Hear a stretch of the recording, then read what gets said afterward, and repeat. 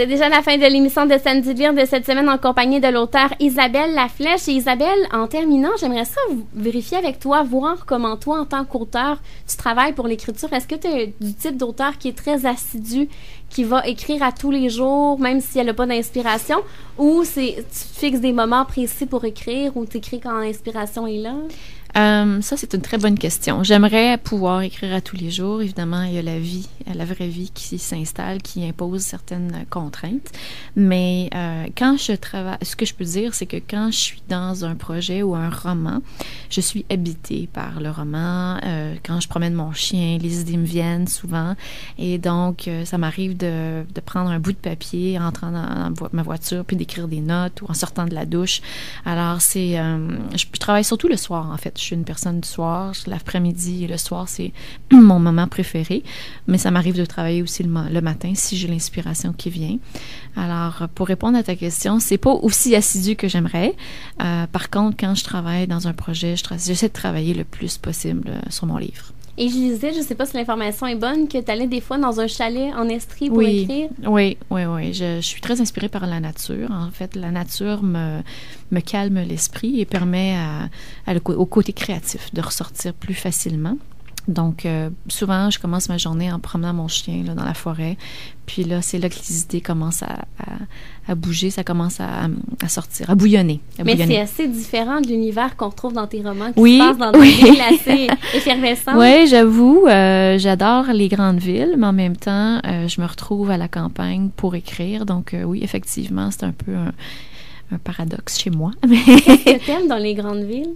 Ah, j'aime l'énergie, j'aime voir du monde, je suis inspirée aussi par les créatifs, dans les grandes villes, ça, j'aime ça, voir le côté créatif de quand je voyage, c'est quelque chose qui m'inspire. Je vais dans les galeries d'art, je vais dans les musées, je suis une grande fan de musées, alors c'est sûr qu'on retrouve ça plus facilement dans les grandes villes.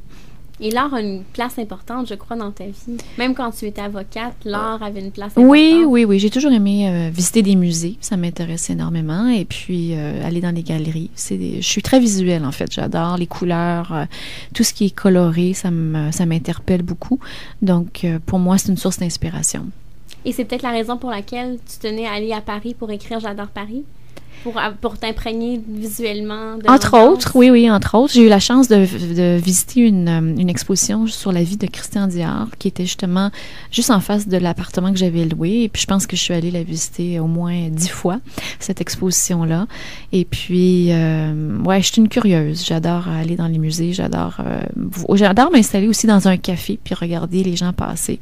Ça, c'est une autre passion. C'est une façon aussi de s'inspirer pour ses livres. Alors ça, on a ça très facilement à Paris. Les cafés sont partout. Donc ça, c'est une autre activité agréable. Et tu as eu la chance, je crois, quand tu étais à Paris, d'aller voir un défilé de mode. Oui.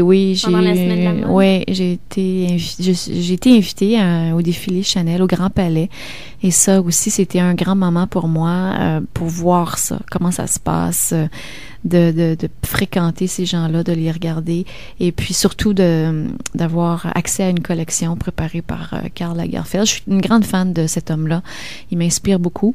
C'est un grand créatif qui fait plein de choses. Il est photographe, il est créateur, il est éditeur aussi.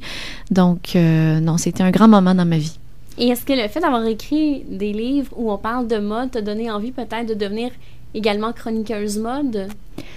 Je ne sais pas si ça me donne envie d'être chroniqueuse mode. Je pense que c'est un côté que j'exploite avec mon blog.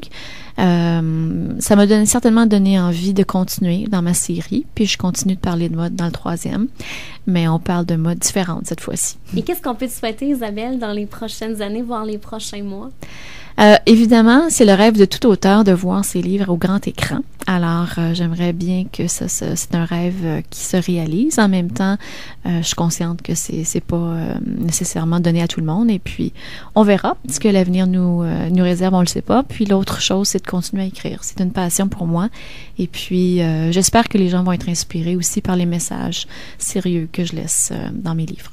Tu parles que tu aimerais que ce soit un film. Est-ce que tu serais du genre d'auteur à vouloir écrire le scénario ou laisser ça à quelqu'un d'autre, un peu comme tu le fais avec tes traductions? Oui, je suis pas sûre que j'ai envie d'écrire le scénario. Par contre, j'aimerais bien avoir un droit de regard sur l'histoire, m'assurer qu'on a bien traduit le message qui est important pour moi.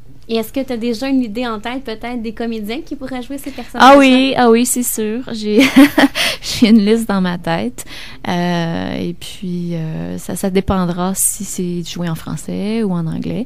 Mais j'ai certainement des idées.